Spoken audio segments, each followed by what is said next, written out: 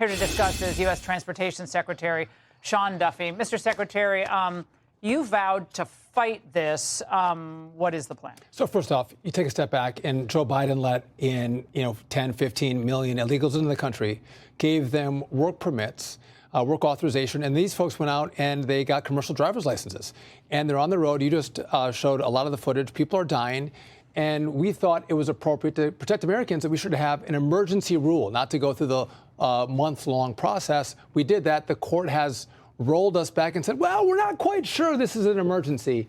We want to see more data. And I'm like, watch the Ingram angle. Watch any show on television, and you see the risk to the American people. And so, again, we're working on the legal strategy right now, but we are not going to take this lying down. We are going to do all we can to protect the American people. They're challenging you under something I believe called the Administrative Procedures Act, the APA, which all you law geeks out there know it's the most boring area of the law. But nevertheless, it's usually 90 days for notice and comment. Yep. You sped it up because of what we're seeing here.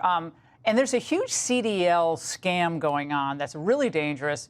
One that was just busted in New York, Mr. Secretary. Prosecutors say that the sister of a former DMV supervisor would show up to the office in disguise as a man, in some occasions, to take the test for potential truck drivers between March 2023 and September 2023.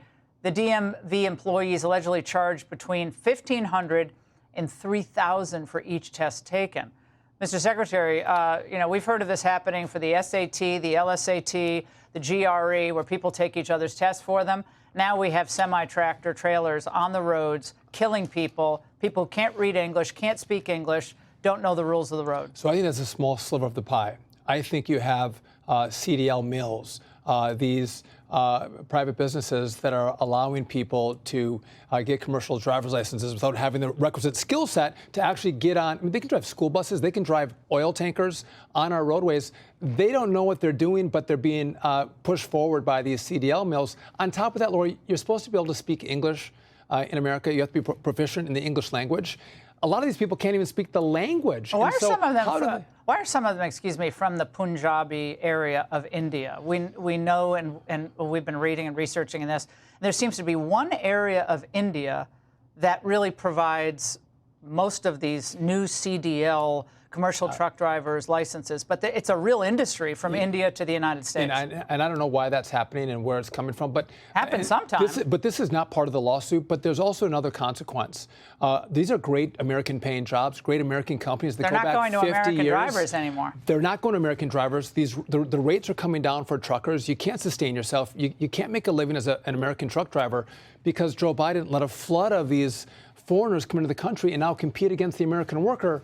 And so, again, that's not part of the lawsuit, but that's a real consequence of what the Biden administration has done. And, again, longstanding trucking companies going out of business. It's just it's an oddity. Like, why would one country, I mean, no problem with India, but why are they providing all of these vehicles? It's very strange. Now, earlier today, and this was good news, that the FAA ended its flight reduction emergency order that allowed air travel to resume normal operations. I flew over the weekend, and it was much better, frankly, out of D.C. and down south. So will normal operations now be able to resume immediately, Mr. Secretary, or will there still be an adjustment period through Thanksgiving? Yes. So we had last week, we had 81 staffing triggers at different towers throughout the country. Again, mass chaos. We had delays and cancellations. We rolled those requirements back this morning. And so we are back to normal. We have the appropriate number of air traffic controllers in our towers, our TRACONs, in our centers. So as we look forward to Thanksgiving, I think we're in a really good place to get back to normal. Now, I can't control the weather. I can't control if you have a technical problem with your airplane. But with air travel, we're back to the way we were pre-shutdown. And again, this was dangerous. We were in a situation not dangerous. It was concerning. Uh-oh, they're going to get you for that. Well, it wasn't dangerous, but we didn't have enough air traffic. I can see them writing the story. Said it was dangerous. Let you fly. It wasn't dangerous, but it was concerning when you have so many delays and cancellations because you don't have air traffic controllers in towers fully staffing our skies. It's a huge problem. And how are we making up that? We still have a deficit of how many? 2,000, roughly. How are we? I know it takes time. It doesn't happen overnight. How are we recruiting new people, and is that going to be mandated to American citizens? So I've truncated the timeline to get you from application into the academy.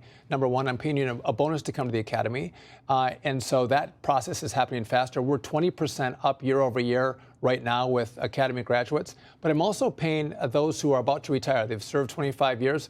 I'm giving them a 20% upfront cash bonus. Don't retire. These are the best controllers. Stay on the job. And so you got to work it from both angles, both ends. And if we do that, I think we can make up that shortfall. But it's going to take years to make up that 2,000 deficit that we have with air traffic I love how controllers. you're still an anchor, by the way. You're still looking at the. I'm looking at you here. I'm right here. You're looking. I'm looking at you here. Well, did I have me on right here? I love teasing. I love teasing. I'm like, Duffy. I'm like, I can see myself right underneath. Here. He's like, what? He's like, this is like Wait, going listen, back. I'm talking to you, and you're looking here. So I'm like, I don't know what we're doing. I'm looking right at.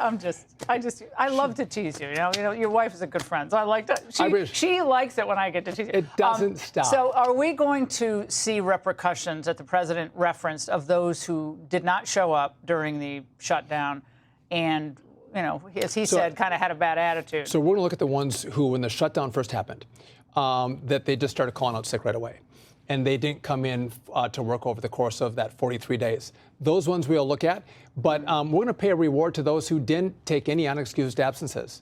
They're the ones that actually came in every single day and did the great work, $10,000 bonus. And also the tech people that come in and make sure the equipment works. We're going to reward them. Carrot and sticks, we're going to give carrots. I like that. They deserve it. And kudos to them for being on the job. Yeah. And I'm just teasing you about the prompter. But it is, it is an addiction. You're like giving a national address here, right? Mr. Secretary, you have had quite a run over these last 10 months. It's been a lot has been on your plate.